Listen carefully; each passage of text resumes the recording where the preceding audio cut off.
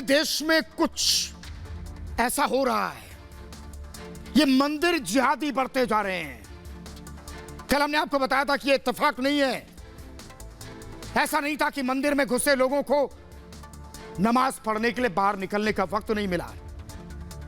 ये बहुत बड़ी साजिश थी और अब पता चला है कि ऐसा करने के लिए, मतलब मंदिर में नमाज पढ़ने के लिए विदेशी फंडिंग की गई। बाहर से पैसा दिया जा रहा है ताकि हिंदुस्तान का माहौल खराब हो। और हमें खबर तो यह भी है कि मंदिर जिहाद का पीएफआई कनेक्शन भी सामने आ गया है। तो फिर मैं आज कहता हूं कि 1000 फैजल खान ही क्यों ना हो या फिर मोहम्मद चांद, सबका मंदिर में नमाज पढ़ने का नशा जरूर उतरेगा।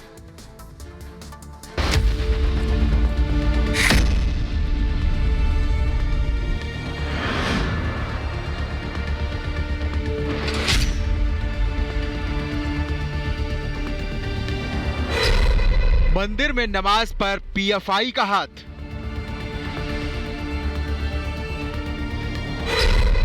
विदेशी फंडिंग से पढ़ी गई नमाज।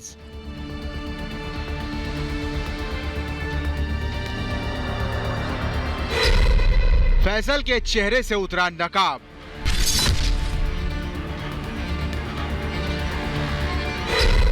देश विरोधी ने रची नमाज पढ़ने की साजिश।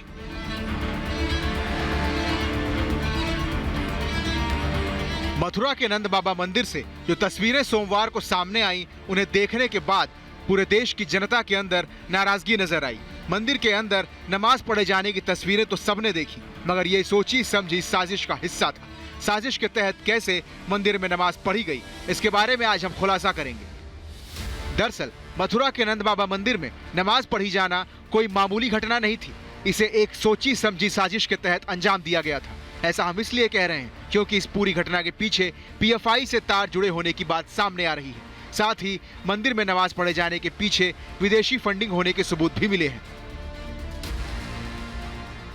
कोई ऐसी ताकतें सक्रिय हैं जो उत्तर प्रदेश सरकार को अस्थिर करना चाहती हैं। यहाँ पीएफआई के लोग भी ब्रजभूमि में मथुरा में ही पकड़े गए।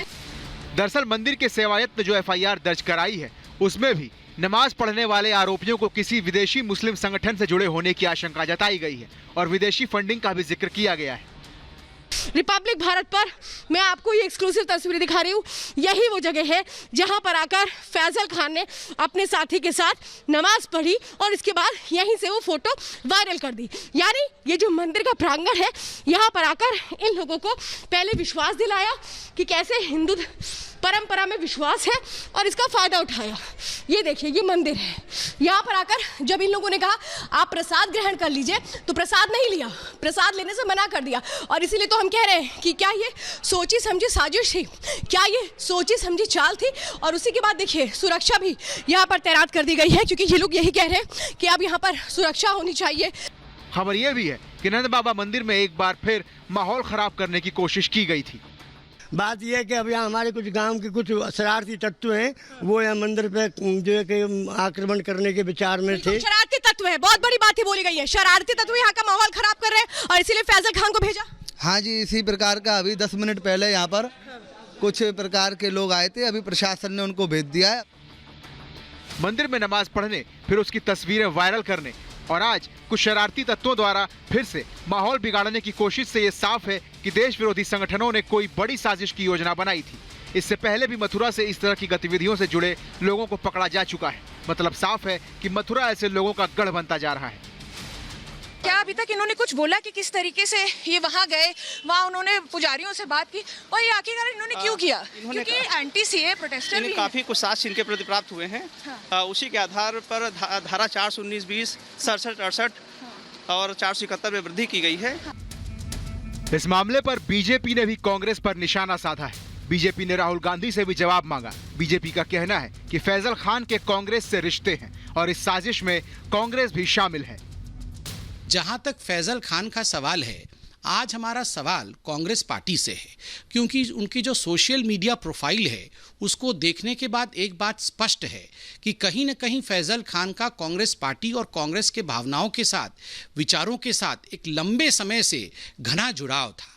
आप देख सकते हैं कि दिल्ली में और पूरे देश में जब कांग्रेस पार्टी ने एंटी-सीएए प्रोटेस्ट किए थे, उसमें पार्टिसिपेशन है, उसमें भागीदारी फैजल खान का भी है। रिपब्लिक भारत की पड़ताल में फैजल के चेहरे पर से नकाब उतर चुका है। असल में फैजल का अतीत ही देश विरोधी गतिविधियों का रहा है। भारत के संविधान और कानून के खिलाफ उसने जमकर लोगों को भड़काया है। ये तस्वीरें इस बात की तस्दीक करती हैं। मंदिर में नमाज पढ़कर हिंदुओं की भावनाओं से खिलवाड़ करने वाले फैजल ने एंटी-सीएए और एंटी-एनआरसी प्रोटेस्ट में मुसलमानों को खूब बरगलाया है।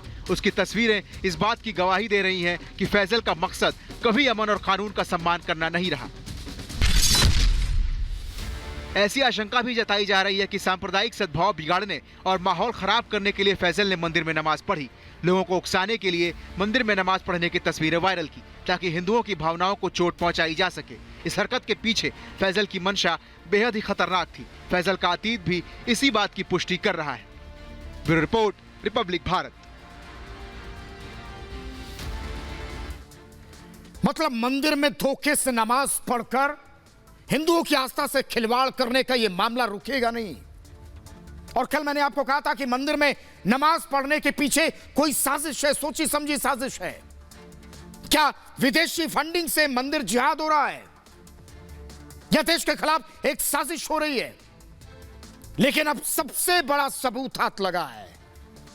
मथुरा के नंद बाबा मंदिर में नमाज पढ़ने के मामले में यह बड़ा खुलासा हुआ।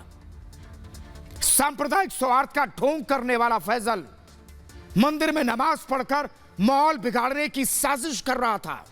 यह साफ हो गया और इसका नकाब रिपब्लिक भारत की पड़ताल में उतर गया है।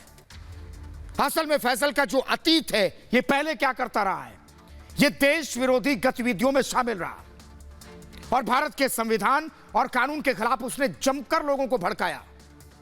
यह तस्वीरें आई हैं कुछ सामने जो इस बात की तस्दीक करती है कि मंदिर में नमाज पढ़कर हिंदुओं की भावनाओं से खिलवाड़ करने वाले फैजल ने एंटी-सीए यानी नागरिकता संशोधन जो कानून था और एंटी-एनआरसी प्रोटेस्ट में मुसलमानों को बरगलाया था, इसने भड़काया था। और फैजल का मकसद कभी अमन और कानून का सम्मान करना रहा ही नहीं। इसके तार कहां कहां जुड़े हैं, पुलिस इसकी पड़ताल कर रही है।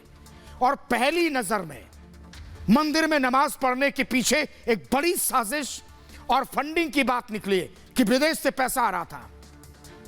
और शक यह भी है कि सांप्रदायिक सद्भाव बिगाड़ने और माहौल खराब करने के लिए फैजल ने मंदिर में नमाज पढ़ी और इसके बाद उकसाने के लिए वो तस्वीरें वायरल कर दी ताकि हिंदुओं की भावनाओं को चोट पहुंचाई जा सके। और इस हरकत के पीछे फैजल की मंशा बहुत खतरनाक थी। फैजल का अतीत भी इसी ओर इशारा कर रहा है। सवाल यह कि आखिर नमाज पढ़ने के लिए इतनी जगह थी तो क्यों फैजल ने इसके लिए मंदिर को चुना था और उसकी तस्वीरें बाद में वायरल कर दी क्यों? जवाब फैजल की एंटी-सीए की इन तस्वीरों में छिपा है, जिससे एक बात तो साफ होती है कि उसका अतीत, उसकी सोच ये माहौल बिगाड़ने वाली रही है। और इस खुलासे के बाद फैजल के चेहरे से नकाब तो उतरा है। देश विरोधी फैजल ने उत्तर प्रदेश में माहौल बिगाड़ने की साजिश रची। मथुरा के इस मंदिर में नमाज से पहले एंटी-सीए प्रदर्शन में यह शामिल था। और इतना ही नहीं, हाथरस का जो मामला हुआ इसमें भी बड़ा एक्टिव था ये। मतलब है साफ, जहां देश विरोधी प्रदर्शन हो वहां इसका कनेक्शन दिखा है।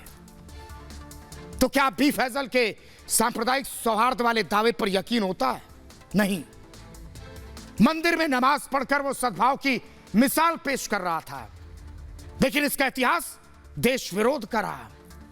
और इस पूरे मामले में विदेशी फंडिंग और पीएफआई का कनेक्शन भी सामने आया है। इस बारे में भी आपको हम बताएंगे, लेकिन उससे पहले एक बात बताता हूं। इस मामले में बीजेपी ने कांग्रेस पर एक हमला किया। फैजल खान राजीव गांधी ट्रस्ट से जुड़ा है और बीजेपी नेता संबित पात्रा ने राहुल पर निशाना भी साधा, कहा कि फैजल को लेकर राहुल गांधी को जवाब देना चाहिए।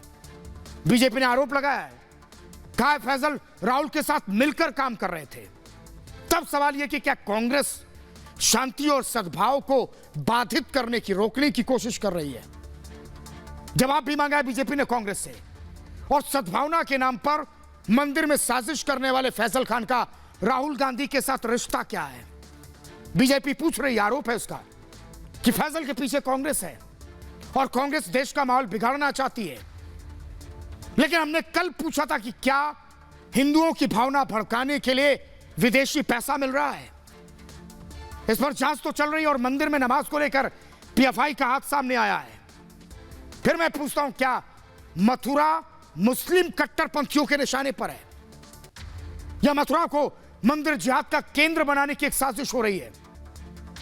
मथुरा के कृष्ण जन्मभूमि और उसके आसपास मस्जिद का मामला अदालत में है। इससे पहले मथुरा और उत्तर प्रदेश का माहौल खराब करने की कोशिश हुई, लेकिन अब ऐसा लग रहा कि कहीं ये साजिश तो नहीं। फिर मैं पूछता हूं, आखिर कौन मथुरा का माहौल खराब कर रहा है? क्या पीएफआई की ये सोची समझी साजिश है, पहले से तय है? मैं ऐसा इसलिए कह रहा हूं क्योंकि हाथरस कांड के दौरान भी पुलिस ने 4 पीएफआई के कार्यकर्ताओं को मथुरा से ही गिरफ्तार किया था। यूपी सरकार और पुलिस ने खुलासा किया था कि शहर दर शहर ये हिंसा भड़काने का ब्लूप्रिंट तैयार कर रहे थे, जिसके बाद यूपी को दंगों की आग में झुलसाने की साजिश का दावा मुख्यमंत्री ने किया था। ये चाहे पीएफआई हो या दूसरे संगठन, इनकी मंशा तो साफ हो गई है। अगर आप मंदिर को लेकर ये जिहाद करेंगे तो फिर ठीक नहीं होगा और इसीलिए सरकारें सख्त हो गई हैं। यार, छोटे से ब्रेक के लिए